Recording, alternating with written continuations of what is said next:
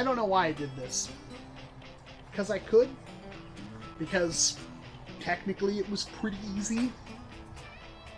Theoretically it should be effective. This is the first blaster I think I've made where its performance is directly dictated by how strong you are. And if your strength stat is not high enough, you will be less effective with this. You can wield it, but if you cannot pull back all three really quickly to get those flywheels spinning, which is not an easy task, it's not going to work well for you. And I have not fired this at range, but I have fired it to test it.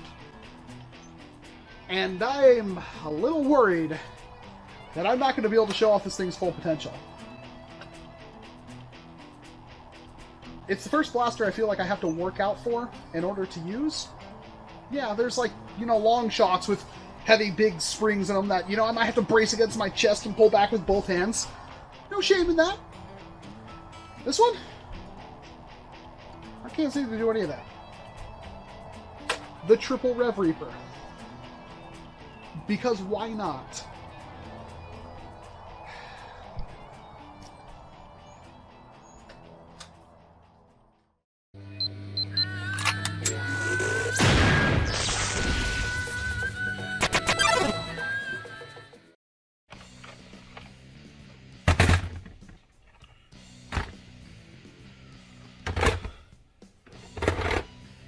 This is either one of the best ideas I've ever had, or one of the dumbest. I'm a little concerned that this won't even work, and that's because the Revreaper has got a bunch of gears and a clutch and all this crazy stuff in it that could prevent exactly what I'm doing, but theoretically it should work completely fine, and that is I'm going to bolt 3 of these together, because that is something that is kind of begging to be done with these extremely thin blasters. They are flywheelers, they are manual. I have an entire mod guide on these if you want to check it out on the top right corner. But the way it primes with I mean, there's no reason why I can't just remove that, link a bunch of them together, and remove the grips and have like a triple shot with a single prime. At least that's what I'm hoping. And that would be a rather crazy and effective little NERF shotgun kind of design. Plus, I just love the look of this thing. It is kind of cool. So one of these is already modded, but of course I have to mod the other 2. Hello, you are the modded one. We will put you aside, and we are going to open both of these up, remove the grips, remove the priming grips, and start on the process of hopefully bolting all of these together. And I'll show you how I'm going to do that when I get to it, but I've done it a couple of times now, so you should have a very decent idea of how this is going to happen. And in about 5 minutes, I've gotten both of them opened and already modded, at least to the point where it needs to be. Now, this is where things get a little more interesting, because I've got a... Well, never mind. I said that was interesting, and these flop right off. I'm going to save these grips, because I really like that chain motif, even though it's hollow on one side. I mean, whatever, Hasbro, but I do like the little chain. In fact, when I do actually paint this thing up, assuming it works, I'm really thinking of like a Jotaro Kujo kind of paint job on it, because it's just got that big gold chain hanging there, and that just has to happen. Removing the grip is surprisingly really boring and easy.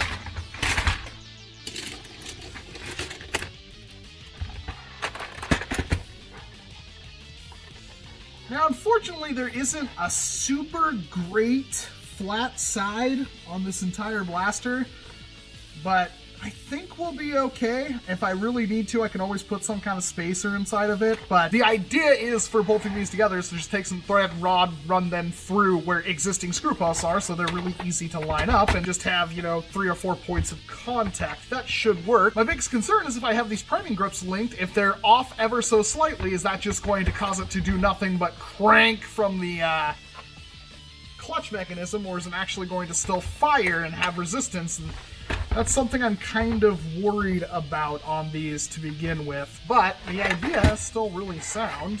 So I think one of the easiest ways of lining this up is I'm actually just going to drill through this side into this part and then drill those out even bigger, and I'll have to do that to both sides of the grip. I'll probably just do it with one of these grips that is laying here, because why not? And then I should be able to run threaded rod through that, and hopefully I picked up threaded rod that's the perfect diameter for being stuck in there.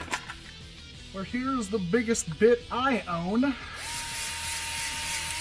Hopefully that is okay.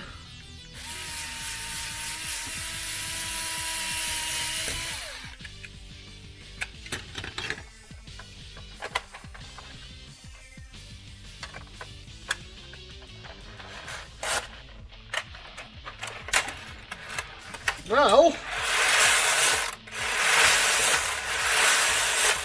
that sounds to me like it's gonna work. Okay.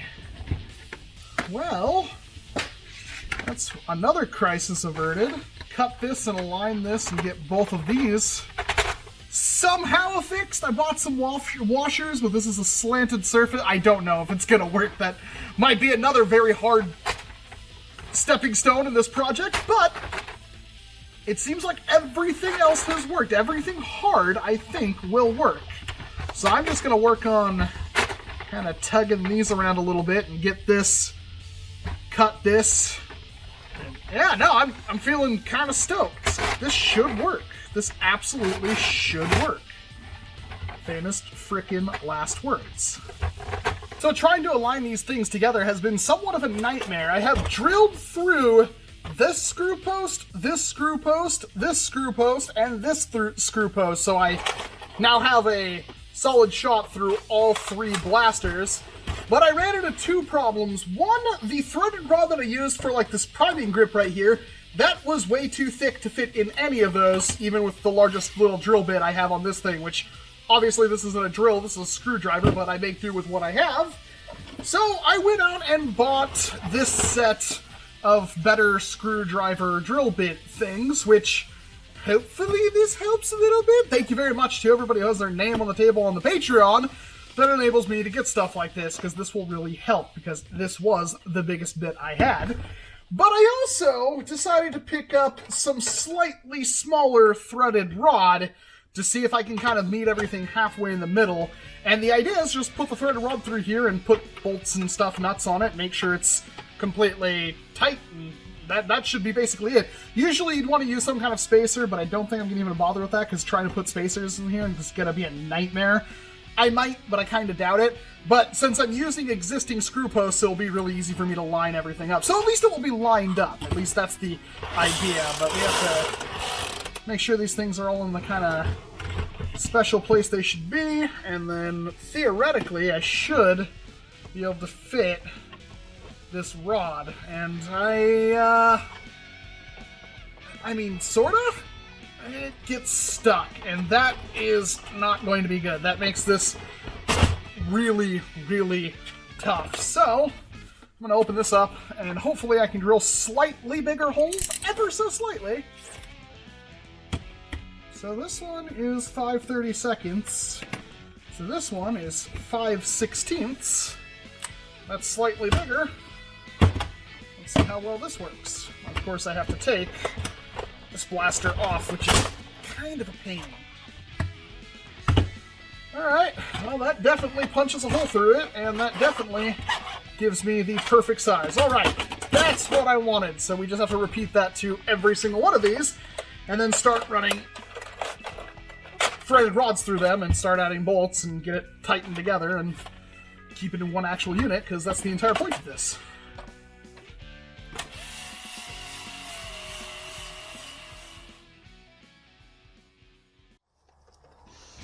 Alright, 3 10-rounders loaded up.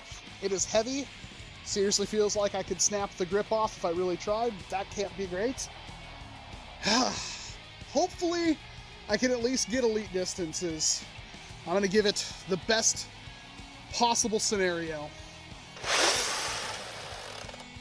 Well, first of all, I think that was only 2 darts. And second of all, range is not exactly great.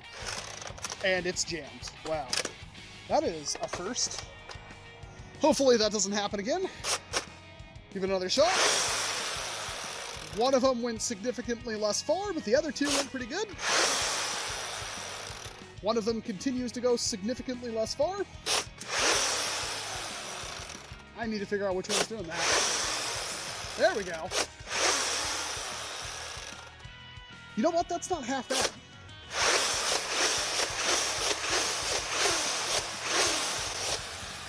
I am out of ammunition, and I'm going to say that was somewhat successful, except for the minor instances where darts didn't go as far as they should have, but that could have been anything. You have a future. Alright, these darts are wet. That is going to lead to some slippage, but let's see if we can get a better representation of how the spread is, because it seems pretty good to me, but let me know what your opinion is.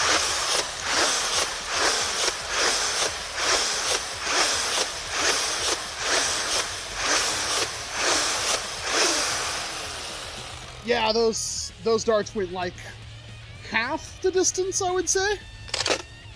They barely even made it to the door. And also keep in mind that this thing is a workout, but you could get a good example of the spread there. It's one of the more effective shotguns I think I've seen. I mean, it should be. It's literally 3 blasters bolted together. I'm kind of pleased. So, conclusion time. This mod was, for what it is, incredibly simple to do. There's no wiring, there's no trigger linkage.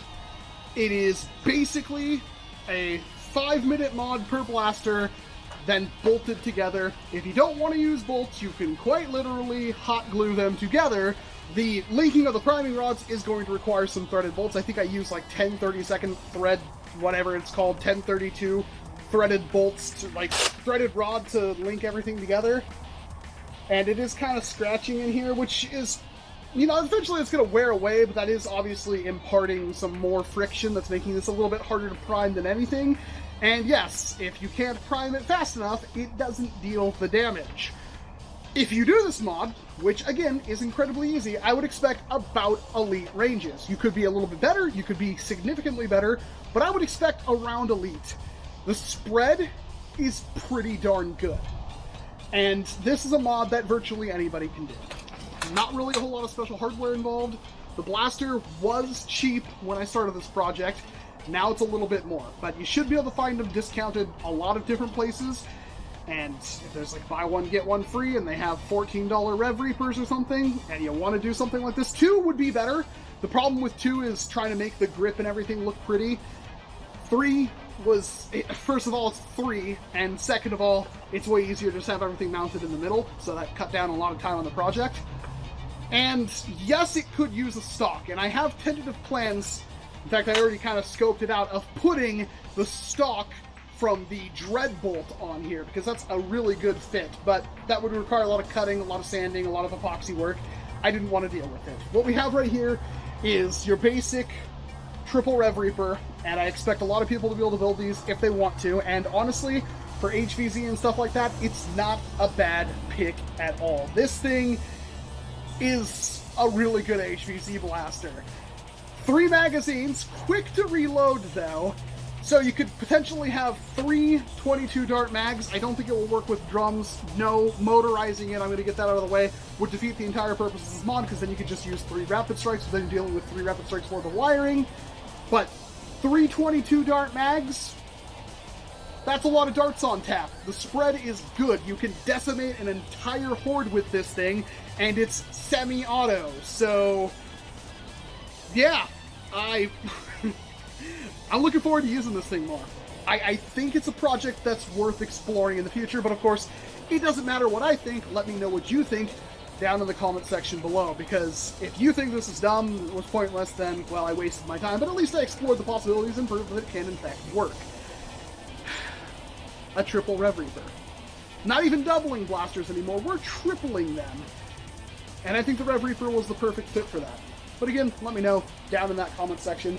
I want to thank each and every single one of you that watched this video this far in, and of course, a special thanks to those of you that support me on Patreon that make stupid stuff like this possible, because I can blow a bunch of money on a bunch of Revreapers because of you guys. If you want to get your name on my workbench and, you know, support me, every single person who's a $5 a month or more patron on my Patreon gets their name cut up in vinyl and stuck on there for everyone to see. That's the least I could do. There's also some other perks and stuff like that, but that I think is the main one. I'm Walcom S7. Thank you very much for watching this video, and of course, I hope to see you in an entirely different one.